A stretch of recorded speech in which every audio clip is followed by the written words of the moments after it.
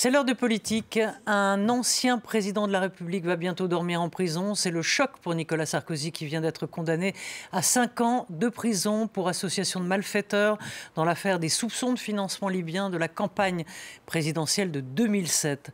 Le 13 octobre prochain, l'ancien chef d'État sera convoqué et il lui sera signifié sa date d'incarcération. C'est un événement judiciaire sans précédent. On en parle avec nos invités Jean-Marie Roire, écrivain et membre de l'Académie française.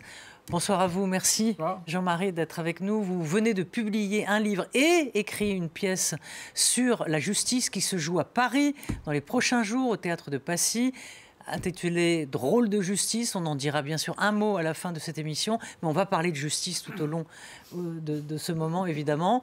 Bonsoir à vous, Catherine Tricot. Bonsoir. Directrice de la revue Regard. Bonsoir à vous, Carole Bargeon, éditorialiste à la revue Politique et Parlementaire. Bonsoir.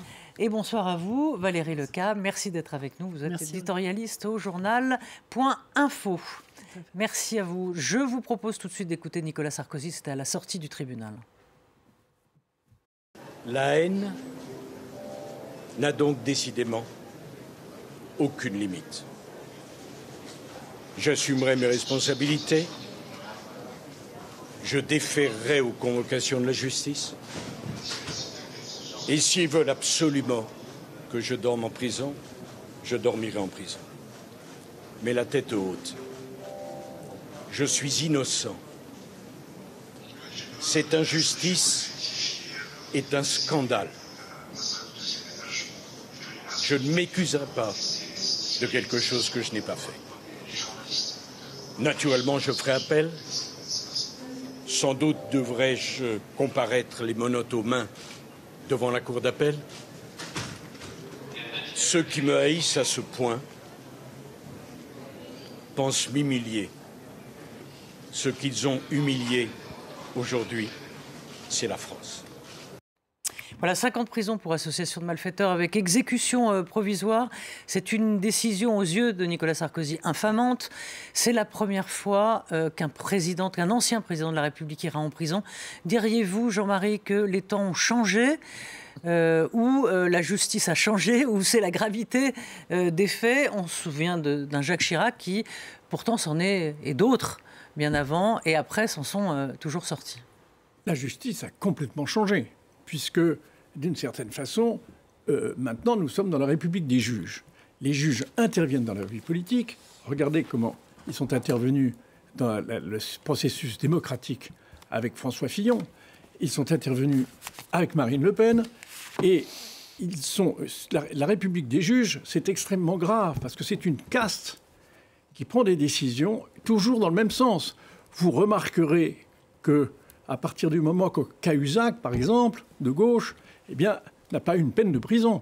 Vous remarquerez que Strauss-Kahn, qui, avec le scandale de l'ABNEF, tous les scandales qu'il a eus, d'ailleurs, y compris les scandales sexuels, n'a jamais eu une peine de prison. Donc, c'est vrai que les juges s'intéressent plus précisément aux gens de droite. Cela dit, moi, je vais vous dire, je trouve que c'est un scandale démocratique, et j'espère que les gens vont s'insurger. Et je partage tout à fait ce qu'a dit son avocat, maître Jean-Michel Darrois.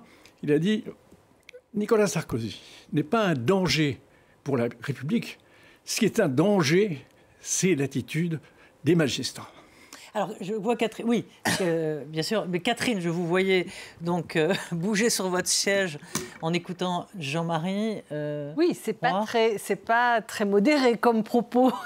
Non, mais comme vous me faisiez, comme vous me parliez de votre modération tout à l'heure, je ne m'attendais pas à ça. J'ai été surprise, j'avoue, parce que quand même, ce qui est reproché à Nicolas Sarkozy, c'est ni plus ni moins que d'avoir utilisé des fonds venant de la Libye, c'est-à-dire d'une puissance étrangère, à hauteur de 50 millions, et que cela a pesé dans un scrutin fondamental pour les Français, qui est l'élection présidentielle, celle de 2007. Et ensuite, en 2012, il s'est référé à 2007 pour dire « puisque je l'ai fait en 2007, je peux le faire en 2012 ». Donc, il y a quand même un problème maximum avec la démocratie, et que les juges qui ont enquêté pendant 10 ans et que c'était un jugement qui est un jugement collectif. C'est-à-dire que ce n'est pas un juge qui prend une décision, mais ce sont des juges qui prennent la décision après 10 ans d'enquête, avec l'appui du parquet national financier. Je trouve qu'on ne peut pas dire que ce soit fait à la légère. Ça a été approfondi. D'ailleurs, tous les co-accusés de Nicolas Sarkozy sortent avec de la prison et des condamnations fermes. C'est-à-dire que c'est véritablement une association de malfaiteurs qui a porté une attaque très grave. Une attaque très grave. Non, pardon. Il y a un faisceau de preuves qui montre d'abord la sortie des 50 millions, on le sait, et un faisceau d'indices sur le fait qu'il y a eu 50 millions. Oui, mais il n'y a pas toujours... Pardon, il n'y a pas toujours des preuves dans tous les jugements que l'on a. Dans toutes les affaires financières, il y a... mais il y a un faisceau qui montre qu'on sait qu'il y a 50 millions et il y a un faisceau d'indices et qui a valu la condamnation de tous les Alors Valérie, condamnés de Carole, Valérie. Alors je voudrais répondre directement à Jean-Marie Roire, que je connais depuis longtemps. Sa mémoire lui fait défaut. J'ai écrit une très longue biographie de Bernard Tapie, qui était un homme de gauche, qui s'appelait Le Flambeur. Bernard Tapie est allé en prison. Jacques Méry, qui était un des maires qui était de ses amis, qui était de gauche, est allé en prison. Dans l'affaire dite de l'AMNEF, il y a tout un tas de gens qui sont allés en prison. Et souvenez-vous, Dominique Strauss-Kahn a été obligé de démissionner quand il était ministre à l'époque, alors qu'il a été relaxé. Il a été relaxé. Non, mais il y a eu toute une période où la gauche a été énormément condamnée, mais à juste titre, d'ailleurs, parce qu'il y avait des affaires de passe-passe. Il n'y a qu'à regarder le Baron Noir et vous verrez comment ça fonctionnait. Et ce qui est exact, c'est que depuis quelque temps, la justice a pris son indépendance et juge aussi la droite. On va dire comme ça. Nous sommes en démocratie dans un état de droit. Après, on peut parler tranquillement du fond de l'affaire de Nicolas Sarkozy, mais il me semble que de porter des jugements comme ça en disant on attaque la droite, etc., c'est pas bon pour l'état de droit. Ce sont les racines du populisme. Donald Trump nous explique depuis des années qu'il est sous le coup d'énormément d'affaires judiciaires, qu'il n'a jamais rien fait. Donc moi je pense qu'il faut parler tranquillement des faits, essayer de rester factuel et de voir exactement ce qui s'est passé. Mais il faut arrêter de se victimiser en disant que dès qu'un homme politique de droite, il lui arrive quelque chose, c'est la faute des juges. C'est plus compliqué que ça, c'est chacun son tour. Et je pense que le jour où on arrêtera de respecter le droit, ça sera compliqué, la démocratie française. Carole. Bon, d'abord, est-ce que vous voulez répondre à ça Oui, parce que je pense que tout de même Nicolas Sarkozy, qui n'est sûrement pas un saint, mais il ne faut pas oublier quand même qu'il y a eu le mur des cons. Alors certes, c'était le syndicat de la magistrature, qui est une partie des magistrats. Je ne dis pas que la présidente du tribunal fait partie du syndicat de la magistrature, mais il a quand même eu droit à des traitements assez particuliers. Quand même, il faut quand même le rappeler. Par ailleurs, dans l'affaire... Bon, par ailleurs... Comment ça, aucune condamnation? Dans le mur des cons, il n'y a eu aucune condamnation. Non. Ouais. Parce que Nicolas Sarkozy a déjà eu un certain nombre de condamnations. On parle du syndicat de la magistrature. Oui, mais enfin, on mélange tout là, pardon, mais on mélange tout. Que dans un local syndical, il y a des choses pas super malignes qui soient faites. Mais les gens qui étaient accusés... Mais c'était dans un espace privé, c'était un local syndical. Non, mais ça dénote un état d'esprit. Oui, mais pourquoi vous le ramenez là alors que ça n'a aucun rapport? Ça n'a aucun rapport avec ce dont il est question. Parce que je pense que Sarkozy suscite vraiment... de la haine, comme il l'a dit. Pas forcément de la part de ceux qui l'ont condamné là, mais de manière générale, le mur des cons était un symptôme. Enfin, c'était très significatif. Par ailleurs, il faut quand même rappeler que dans l'affaire Fillon, le parquet est allé à une vitesse formidable, hallucinante. On n'avait jamais vu ça. En même temps. Non, mais je veux dire, c'était un moment où il y avait un enjeu considérable. Je dis simplement, voilà, ça c'est un fait quand même. Tout le monde avait remarqué. Et heureusement que ça a été vite. Très vite. Non, mais heureusement que ça a été vite parce qu'il a été quand même condamné. On était en pleine campagne. On était en pleine campagne, heureusement, parce que je veux dire, on ne peut pas considérer qu'il aurait été sain. Non, mais c'est comme l'affaire Dati, excusez-moi, mais l'affaire Dati qui arrive là. Il y a parfois des traitements qui sont un peu. Moi, j'aimerais bien que Dati, on la juge rapidement, voyez-vous. Ensuite, Catherine, vous avez parlé tout à l'heure de d'utiliser, que Sarkozy avait été condamné là, aujourd'hui, parce qu'il avait utilisé des fonds pour sa campagne, des fonds libyens, pour sa campagne, pour financer sa campagne présidentielle de 2007. Oui, sauf que non, parce que le tribunal, a dit qu'il n'était pas commanditaire. Ou plutôt, non, excusez-moi, c'est le contraire. Le tribunal juge qu'il est commanditaire, mais qu'il n'a pas été bénéficiaire. Donc, c'est un peu bizarre, honnêtement. Non, il y a quelque chose qui ne colle pas, là. Si on regarde 2 minutes, il faut peut-être expliquer aux gens qui nous écoutent ce qui se passe exactement, parce que c'est un petit peu compliqué. C'est vrai que, d'abord, il y a eu 10 ans... Pourquoi il est relaxé dans l'affaire, dans le financement libyen de sa campagne, et pourquoi il est coupable il y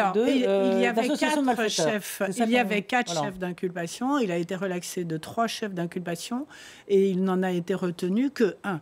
Donc ça veut dire quoi? Ça veut dire que objectivement le chef de corruption n'a pas été démontré. C'est-à-dire qu'à aucun moment il n'a été trouvé sur des comptes le versement d'argent. En revanche, ce qui s'est passé, et c'est de là que vient l'association de malfaiteurs, dans laquelle on retrouve aussi Alexandre Joury, dans laquelle on retrouve Claude Guéant, dans laquelle on retrouve Brice Hortefeux, dans laquelle on retrouve celui qui a été Takieddine, voilà, paix à son âme. Eh bien, il a été jugé que ces gens-là, ensemble, avaient tenté au moins tenté, par un faisceau d'indices convergents, sans preuve, un faisceau d'indices convergents, avait tenté de faire financer cette campagne par de l'argent libyen. Pourquoi juste en 2 minutes? Parce que Claude Guéant, il a été reconnu qu'il avait touché de l'argent venu de fonds du Proche-Orient au moment où il en avait besoin pour acheter sa maison. Parce que Brice Hortefeux, alors qu'il était ministre des collectivités locales ou quelque chose du genre, il est allé 2 fois en Libye négocier, parce qu'il s'est passé un certain nombre de choses qu'ils n'ont pas réussi à expliquer clairement. Ce sont des présomptions. Moi, je suis tout à fait d'accord avec Carole Marjon. Je dois dire, ce procès me paraît un scandale. Qu'il y ait des décisions qui soient basées sur des présomptions. C'est ça qui vous... Non, ça me choque. Vous considérez qu'à chaque fois, il faut des preuves... Je ne suis pas le seul à être choqué. Ben oui. Je pense que tous les Français, en ce moment, se sentent très proches de Nicolas Sarkozy et se disent que ça peut leur arriver. Peut leur arriver en parlant avec leur avocat, on écoute leur portable et qu'ils puissent être suspectés à cause de ce qu'ils disent dans leur portable. Je crois que c'est extrêmement grave. Un portable sous un faux nom, quand même. Je ne sais pas si vous prenez des portables sous des faux noms. Mais sous un faux nom, est-ce qu'ils n'auraient pas le droit? On est en démocratie, mais on est à Moscou. Et là, ce n'est pas cette affaire. Ce n'est pas dans cette affaire. Ce matin disait que ça fait penser au procès de Moscou. Bon, mais c'est pas complètement faux. Mais ça fait penser au jugement des républiques bananières, voilà, où tout est prévu. Et en l'occurrence, là, on a l'impression que ça fait partie.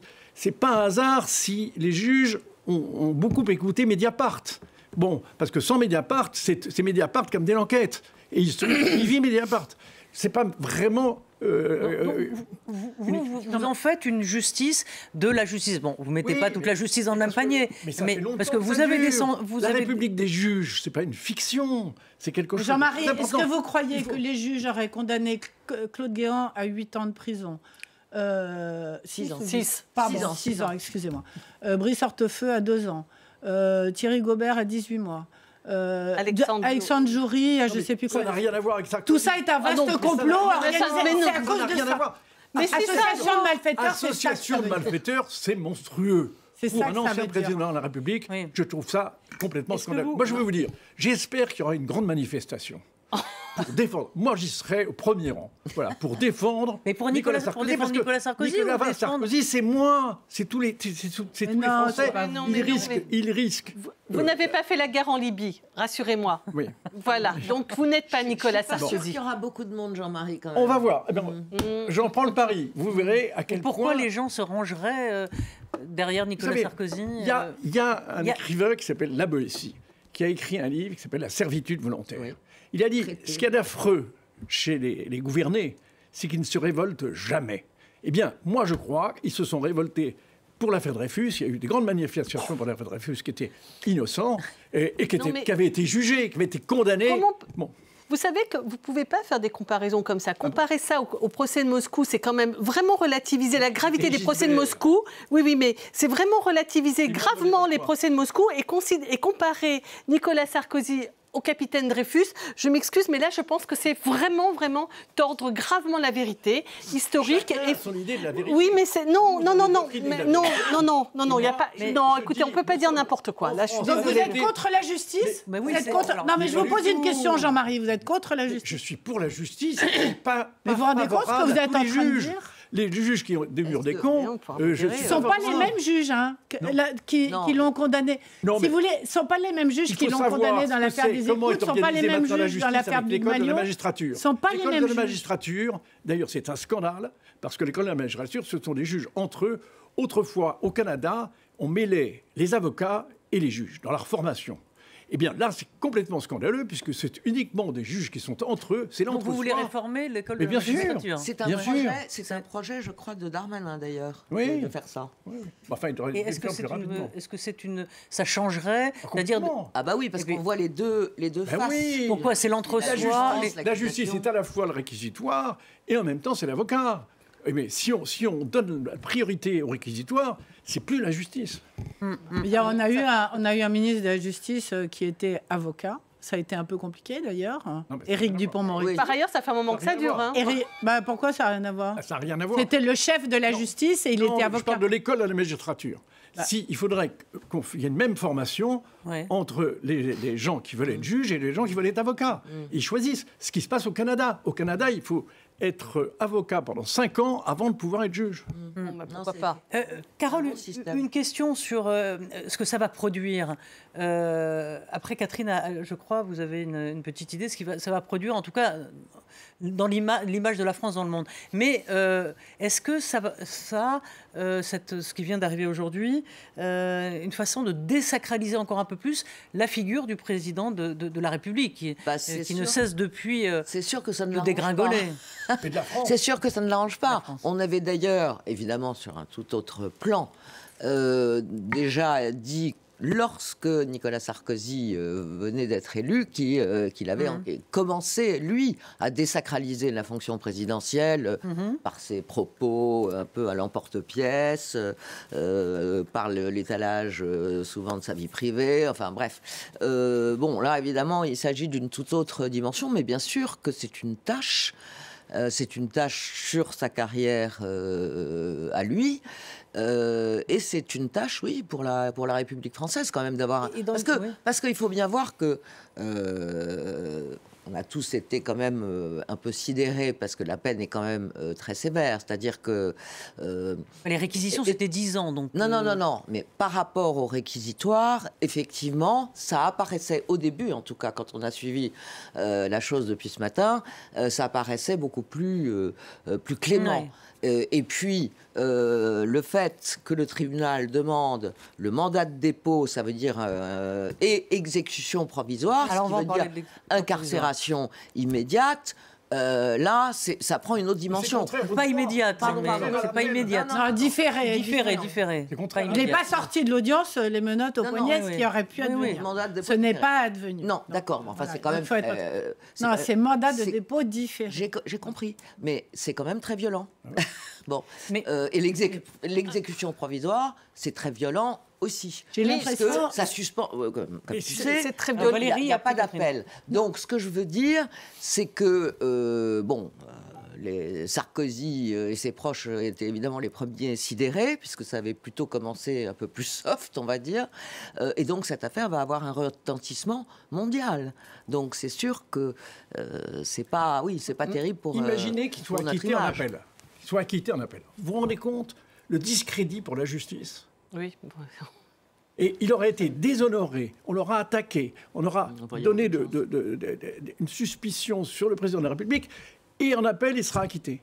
Non, mais c'est quand même... Mais est-ce que vous seriez ému de ce que rappelait Valérie tout à l'heure, de la même manière dont a été traité Bernard Tapie, c'est-à-dire qu'il a fait de la prison, Bernard Tapie. Est-ce que vous auriez... Pardon, mais c'est pas un ancien président de la République, et c'était pour des malversations, mais des malversations privées. C'était sur une tricherie. Non, mais enfin, dans la gravité... Ça n'a aucun... Enfin, pour moi, ça n'a aucun rapport. Je veux dire, avec les... Pardon, mais dans la gravité, excusez-moi, je ne porte pas dans mon cœur Bernard Tapie et ses malversations. Mais enfin, dans la gravité entre intervenir sur un scrutin aussi important que l'élection présidentielle, puis tuer un président de la République, un président libyen, puis déclencher, Kadhafi, puis déclencher une guerre, tout ça parce qu'il y a eu, écoutez, franchement, c'est d'un niveau de gravité. Alors, c'est d'un niveau de preuves encore. Comment ? On n'a pas trop de preuves, mais moi je. Chirac a été condamné à 2 ans avec sursis. Oui, c'est possible, mais le niveau de gravité de ce qu'a fait Nicolas Sarkozy et de déshonneur sur la France. Mais enfin, écoutez, non mais, je veux dire, là, on a engagé. Parce qu'il y en a d'autres qui ont porté le chapeau pour lui. Un certain Michel Roussin qui a porté le chapeau pour Jacques Chirac. Il y a eu des gens d'honneur, qui s'appellent en l'occurrence Michel Roussin, qui lui est allé en prison pour le principe. On a changé d'époque, Jean-Marie Roy. C'est vrai qu'on a changé d'époque. Mais entendez, c'était pour des affaires d'emploi fictifs. Mais ça n'a rien à voir. Valérie. Je pense qu'il y a trop d'émotions. Dirigé par Mediapart, il faut le dire. Je trouve qu'il y a trop d'émotions dans cette histoire. Moi, je pose juste un certain nombre de questions. Est-ce qu'on en veut au juge ou est-ce qu'on en veut à Nicolas Sarkozy ? Oui, on est tous représentés par Nicolas Sarkozy. Oui, il a été président de la France. Oui, il a représenté la France à l'étranger. Et oui, d'une certaine façon, il représente les Français. Est-ce qu'on est aujourd'hui heureux de voir condamner absolument tous ses plus proches collaborateurs ? Claude Guéant, une fois de plus, Brice Hortefeux, Djouri, Takieddine, etc. Est-ce que vous, Jean-Marie Roy, qui n'étiez pas dans ces sphères-là, est-ce que vous n'avez pas vu pendant des années, il s'avère que moi j'ai été journaliste d'investigation économique, donc j'ai eu affaire à ce genre de choses, des rumeurs, des histoires, des allers-retours, des histoires d'argent, on ne savait pas d'où elles venaient. Les sujets touchent à chaque fois les campagnes électorales. Il a déjà été condamné à la prison ferme. Il a été sous bracelet électronique pendant 3 mois. On l'a libéré au bout des 3 mois. Je ne sais pas, moi je ne suis pas à la place des juges et je ne sais pas ce que j'aurais fait à leur place. Qu'est-ce je vous le dis sincèrement. En matière de justice, mais vous ne le pouvez fait d'être pas... écouté, le fait qu'un inculpé soit écouté, son portable soit écouté, est-ce que vous trouvez vraiment... C'était de la justice. C'était l'objectif. C'est le rôle de la justice. L'objectif, c'était de faire pression. Journellement. L'objectif, c'était de faire pression sur une enquête qui le concernait. Non, il y avait un objectif. C'était d'avoir des renseignements. Oui, des renseignements, c'est ça. Et de faire part sur une autre affaire. Enfin, peu importe. Est-ce que vous pensez qu'on peut vivre dans un pays où il y a des gens qui volent des pommes dans un étalage parce qu'ils en ont besoin pour faire leurs enfants et pour donner à manger à leurs enfants et qui vont en compuration immédiate et qu'on met en tôle, et des gens à qui n'arrive jamais rien. Vous lisez trop de romans du 19e siècle. Non, mais je ne lis pas de voleurs de pommes, aujourd'hui, franchement, je ne vois pas qui... Il y a tous ceux pas seulement les voleurs de pommes. Il y a tous ceux qui sont en préventif. 40% des prisonniers sont en préventif, pardon. On mélange le sujet, quand même. C'est vous qui mélangez les sujets, je trouve. Si. Il y a le cas on ne parle pas de l'affaire du tout. Il y a le cas Sarkozy dont on discute et Parlons sur lequel Roselyne nous pose des questions quand même. Puisque le procès, le tribunal a rendu son jugement aujourd'hui. Et puis, il y a, et ça c'est plus, on va dire, décalé dans le temps, y a-t-il, oui ou non, une dérive de la justice depuis quelques années? C'est la première question que j'ai. C'est 2 choses très mais cette dérive de la justice, elle remonte à ce moment-là aux années 70. Je veux dire, pourquoi s'en émouvoir 50 ans plus tard Pascal, etc.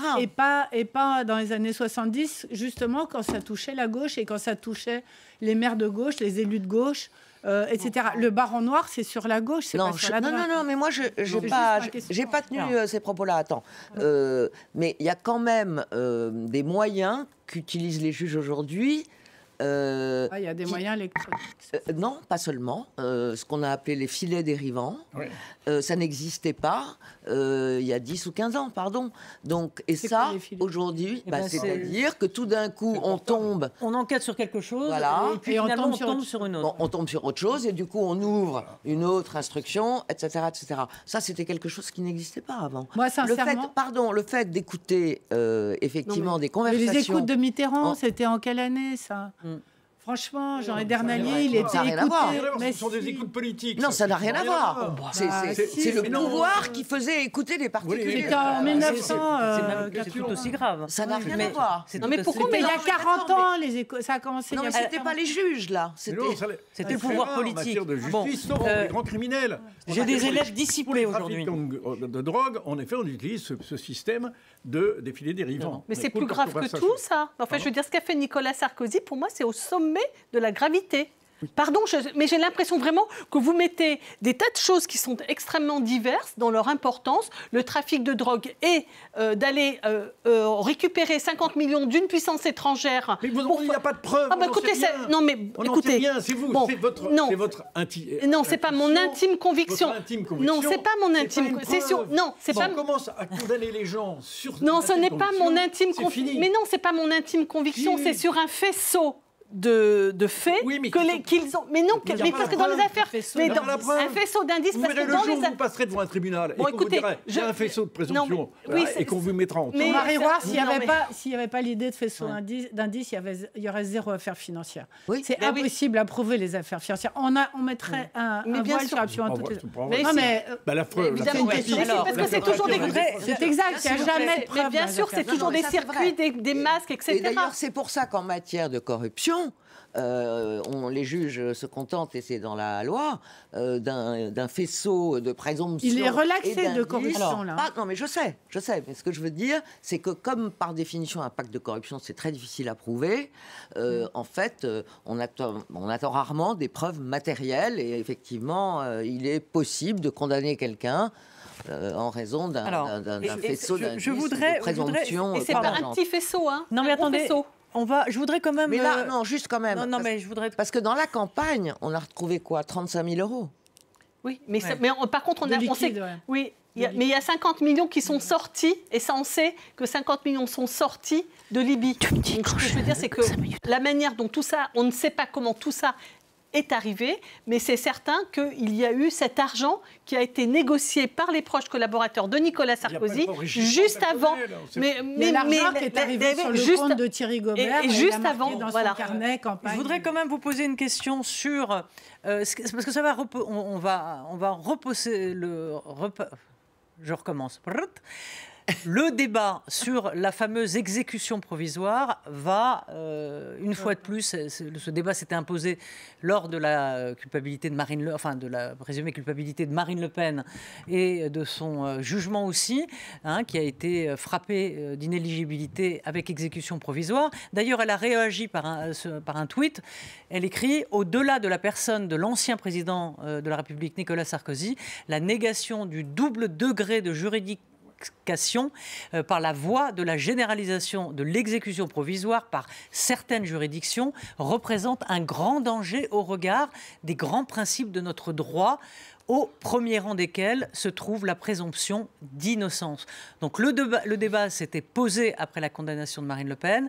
Va-t-il encore redoubler? Alors, ce qui est en même tout à fait étrange, c'est que Marine Le Pen se met aux avant-postes pour contester ça, alors qu'en France, 40% des gens qui sont en prison le sont pour des raisons préventives, avant tout jugement. Et qu'ensuite, 40% des gens qui sont jugés, il y a des exécutions immédiates. Un monsieur qui tape sa dame, on n'attend pas de voir si il recommence, s'il y a un autre jugement, etc. C'est immédiat, la condamnation.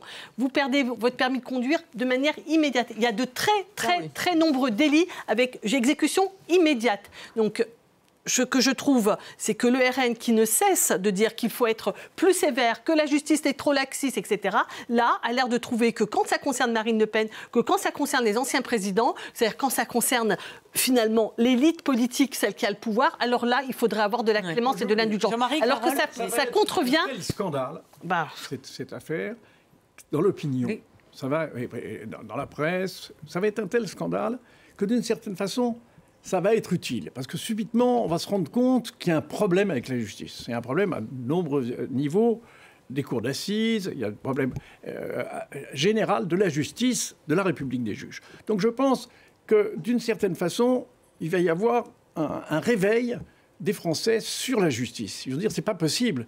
C'est une caste. Pouvez-vous me dire qui juge les juges? Alors, vous allez me dire, ils se jugent entre eux. Regardez sur Internet les condamnations auxquelles se livrent les juges. C'est merveilleux, on aimerait bien être à la place d'un juge, parce qu'ils ne sont jamais condamnés. C'est quand même invraisemblable. Ouais, et Dieu sait quoi, il y a l'hubris du juge? Mais bien sûr, mais puisque personne, il n'est contrôlé par personne. Il n'est contrôlé par personne. Vous le savez très bien. Et d'ailleurs, c'est ça le problème. C'est qu'il faudra un contrôle, parce que le contrôle parlementaire n'existe pas. Des commissions d'enquête, il n'y en a aucune. L'affaire, par exemple, monstrueuse des disparus de Lyon, où il y a eu des dénis de justice effrayants. Ça a été épouvantable. Les juges ne se sont même pas préoccupés de ces 15 filles qui étaient enlevées. Bon, qu'est-ce qui s'est passé? Il y a eu un gendarme, le gendarme Jambert, qui a décidé de mener son enquête et d'essayer d'arriver à un procès. Le procès est enfin arrivé. Qu'est-ce qui s'est passé? Le lendemain, on l'a retrouvé avec 2 balles dans la tête. Et les juges, qui ne se connaissent pas très bien en balistique, ont trouvé ça tout à fait normal. Ça arrive que quelqu'un puisse se tirer à la fois une balle dans le front. Alors c'est pour ça, vous savez, sur la justice, les parlementaires... Mais puisque vous parlez... organiser des commissions tirer les balles. Puisque vous parlez de faits divers, vous pourriez parler de Cédric Jubilard, qui est en prison depuis 5 ans, alors qu'il n'y a aucune preuve contre lui, qu'on n'a même pas retrouvé sa femme décédée. Non, mais attendez, il n'y a pas... Allons-y. Je veux dire, ça fait 5 ans qu'il est en préventive, dans des conditions extrêmement difficiles, et il y a 0 preuve contre lui, rien du tout. Et sa femme n'a toujours pas été retrouvée. Si elle s'est enfuie, je ne sais où. Enfin, je rigole pas avec ce sujet, c'est un sujet très lourd, mais c'est compliqué. Alors, moi, ce que je voudrais dire sur l'exécution provisoire, personnellement, je n'y suis pas favorable. Pourquoi ? Parce que la justice française, il y a une condamnation et il y a un appel. L'appel, il est fait pour donner une seconde chance à la personne. Il y a cette présomption, justement. C'est pour répondre à ce que vous êtes en train de dire depuis tout à l'heure. Peut-être que ce juge... Attends, je termine. On réclame la justice, c'est pas une chance. Non, mais peut-être que ce juge s'est trompé, peut-être qu'il y a... etc. Donc, on va rejuger. Et il est exact que dans l'affaire Marine Le Pen, l'avocat du Parlement européen qui était partie civile, Patrick Maisonneuve, n'était même pas lui-même favorable à cette exécution provisoire. Les avocats ne sont pas favorables à l'exécution provisoire. Ça, c'est exact. Et donc, c'est vrai que là, Nicolas Sarkozy, dans la déclaration, vous n'avez pas pris ce passage-là, il a dit « on connaît mon adresse, qu'est-ce qui se passe, pourquoi est-ce que je dois avoir une exécution provisoire ?» Il ne risque pas de s'en aller. Il y a plein de normes, mais on n'a pas Donc, il faut rappeler que l'exécution provisoire, elle est prévue dans la loi. Qui a été votée par les députés. Qui est la loi Sapin, je sous Hollande. Et donc, c'est la loi Sapin 2, je crois. Oui, tout à fait. Et donc, quand les juges disent « mais c'est pas de l'acharnement, on ne fait qu'appliquer la loi », c'est vrai à moitié, en réalité. Parce que c'est quasi automatique quand il y a une peine d'inéligibilité qui est prononcée, ce qui est le cas dans le jugement de Sarkozy aujourd'hui, voilà, d'où l'exécution provisoire, mais les juges peuvent parfaitement, s'ils motivent leur décision, faire en sorte que ce ne soit pas automatique. Donc, et vous savez pourquoi? Parce que prête la loi. En fait, l'Assemblée nationale l'a votée à la quasi-unanimité cette loi. L'Assemblée l'a votée à la quasi-unanimité. Non, mais donc, ce que je veux dire, c'est que tous les amis de Sarkozy l'ont votée. Donc, ce que je veux dire, il ne faut pas raconter aujourd'hui que c'est les juges qui ont décidé de rendre. Je viens de dire exactement le contraire. Tout à fait. Je vais dans votre sens. Je répondais à Jean-Marie. Mais il faut comprendre, juste pour terminer une seconde. Oui, après on peut. Il faut comprendre l'esprit de l'exécution provisoire. Par exemple, si vous êtes... Un trafiquant de drogue, oui, je veux bien. Non, vous faites un métier. Vous faites un métier. De la récidive. Vous faites... Ou de la fuite à l'étranger. Non, c'est pour interdire à la personne qui a fait un délit d'exercer son métier, tout simplement. Et comme les hommes politiques, c'est d'être éligibles, on les rend éligibles, et effectivement, il y a cette histoire d'exécution. Alors, absurde. Je voudrais dire un mot de votre pièce, parce que ça va nous amener à un autre débat. Dans votre pièce Drôle de justice, vous mettez en scène un magistrat absolument cynique, immoral, prêt à toutes les compromissions pour assouvir son ambition, même jusqu'à faire accuser un innocent. C'est vraiment l'image que vous avez, vous, Jean-Marie, de la justice en France. Vous êtes, je dois rappeler que vous avez été très impliqué dans l'affaire Omar Haddad, de ce jardinier marocain qui avait été accusé à tort. Voilà. 100 000 euros de dommages intérêts. Voilà, donc... je n'en veux pas au juge. Mais alors, quand on lit votre personnage qui attend... voilà, de rentrer à la Cour de cassation. La Cour de cassation. Et il est prêt à toutes les compromissions. Alors, on se souvient de l'affaire Audibert aussi, vous savez. Et puis surtout l'affaire à qui Nicolas Sarkozy avait pris... L'hélicoptère dans l'Himalaya. Azibert, pardon. L'hélicoptère dans l'Himalaya. Le juge qu'on a été chercher dans l'Himalaya, rappelez-vous, qu'est-ce qu'il est devenu? Avec Jacques Toubon. Regardez la sanction terrible qu'il a eue. Il a été nommé à la Cour de cassation. Non, mais ça on dit... votre pièce est très drôle. C'est pas une critique générale de la justice. Pour moi, ça serait idiot. Je ne peux pas critiquer la justice en général.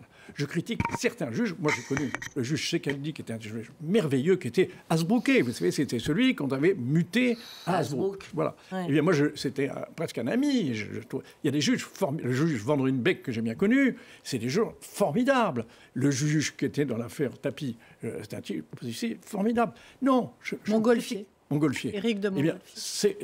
Ça serait stupide, et j'espère que vous ne me faites pas le crédit d'être idiot, mais ça serait stupide d'attaquer la justice. On a besoin de la justice, c'est nécessaire. Simplement, il faut pouvoir contrôler les juges. Il ne faut pas qu'ils se prennent pour des rois de France en décidant, selon leur bon plaisir, qui est coupable, qui n'est pas, qui doit se présenter à l'élection présidentielle, qui ne doit pas se présenter. Là-dessus, ça peut quand même... On peut oui, en aucune façon. Il est évident qu'il ne peut pas y avoir de démocratie s'il n'y a pas l'indépendance de la justice. On est d'accord sur ce point. D'accord. Donc ça ne peut donc pas être les politiques qui contrôlent les juges. Donc Bruno Retailleau a manqué l'occasion de se taire aujourd'hui en venant apporter son soutien à Nicolas Sarkozy. Retailleau qui est ministre de l'Intérieur. On est d'accord? Donc jusque-là, tout va bien. Deuxième chose, la justice, elle est rendue de façon collective. Il n'y a pas un juge qui décide tout seul. Ils se décident ensemble la justice. Et c'est aussi le fait que ce soit collectif et sur la base, et que tout jugement doit être argumenté. C'est pas à mon intuition et selon... Vous parlez d'indépendance. Je vous dis que c'est indépendant, deux c'est argumenté, trois c'est collectif. Et quatre, il y a un appel. C'est l'idéologie. Et j'ai l'impression que l'idéologie... Non, mais vous n'en avez pas, vous. Pardon? Vous n'en avez pas, vous êtes dénué de toute idéologie. Vous. C'est pas mon idéologie. En tout cas, je suis... Comme disait Balzac, ma seule opposition, c'est que je suis pour la défense de la vie. Et je suis contre la prison. Je trouve que autant, dès que quelqu'un a subi une condamnation, mais qu'il n'est pas dangereux pour la société, je suis pour le laisser en liberté et lui donner des peines d'intérêt général. Mais c'est scandaleux. Est-ce que Nicolas Sarkozy est vraiment dangereux pour la société? Non. Les prisons sont pleines. On ne sait plus où mettre les gens en prison. Et on met Nicolas Sarkozy, l'ancien président de la République. Non, mais attendez, on est tombé sur la tête. Non, mais Jean-Marie Roire... Est-ce que sur la... Il y a eu 3 heures, ça a pris 3 heures d'énoncer le jugement. Donc, sincèrement, malheureusement, on est dans la réaction extrêmement rapide. Je pense qu'on n'a pas toutes les données du problème. Moi, j'ai tendance à faire confiance à la justice et de me dire qu'effectivement, ils sont plusieurs, qu'ils sont tous ensemble, etc. Et Jean-Marie Roire, en dehors du moment où ça concerne Nicolas Sarkozy, vous faites confiance à la justice plutôt. Ou alors on est dans un pays populiste, qui ne fait plus confiance. La différence entre la démocratie et le populisme, c'est l'état de droit.